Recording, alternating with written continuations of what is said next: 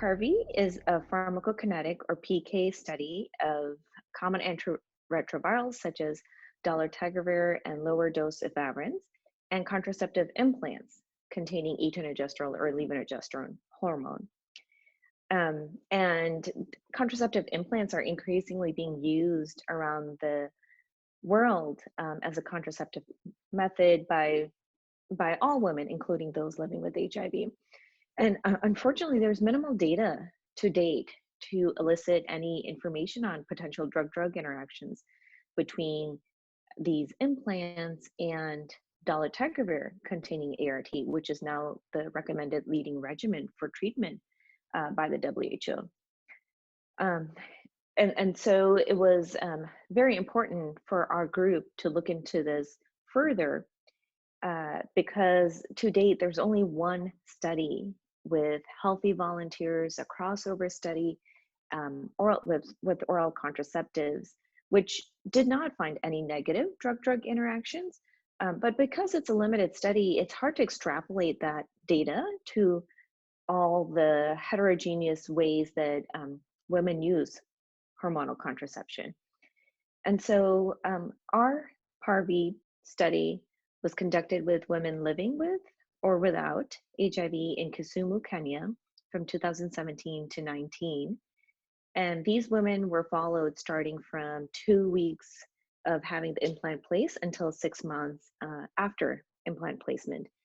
And the women underwent various interval blood sampling, and we measured the etonogestrel concentrations in their blood over the timeline over these 6 months.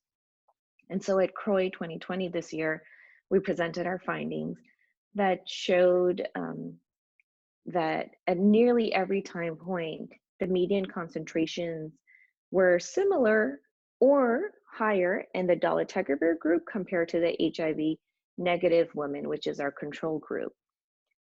And so the ENG concentrations were approximately 15 to 55% higher in the dolutegravir versus the HIV negative groups. And at times this was statistically significant. So the most reassuring part is that these concentrations were not lower. And that's the negative drug-drug interaction we're worried about, but they were the same or at most a little higher. And so in terms of implications for our findings, the reason they're really important is because they reassure us that contraceptive implants are likely to avoid any negative drug-drug interactions with dolutegravir.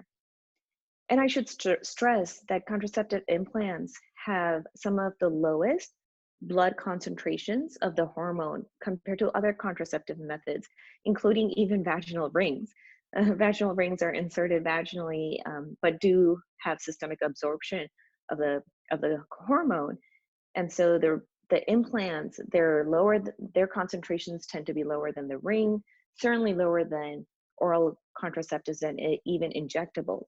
So that if we can demonstrate as a proof of concept that we don't see any negative drug-drug interactions with implants, then we have a much better platform to feel reassured that we're not going to see any other drug-drug interactions.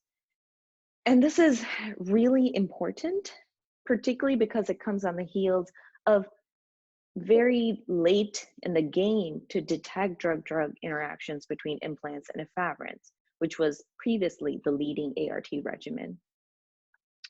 And as in terms of implications, we also hope that our findings support program implementers and policymakers to really prioritize women who are living with HIV on efavirenz and already on implants or desiring implants to switch to dolutegravir, because we know that efavirenz currently reduces implant efficacy and effectiveness. And so that if we could switch these women to dolutegravir, it's a win-win for everyone. They're on a better ART regimen. Their contraceptive method is now protected. And the last thing I want to say is to reassure people that though we observe higher concentrations in the dolutegravir group, these are still of no safety concerns. So though they were higher in that group, the absolute numbers are still markedly lower than some of the other methods I mentioned, such as the vaginal rings. And on top of this, higher progestin concentrations are not associated with the same type of safety concerns that estrogen containing methods are, such as thromboembolic disease. So all in all, this data is extremely reassuring, and I think gives really powerful information to women living with HIV that they should feel comfortable using dolutegravir and likely all hormonal contraceptive methods, but definitely for the contraceptive implants.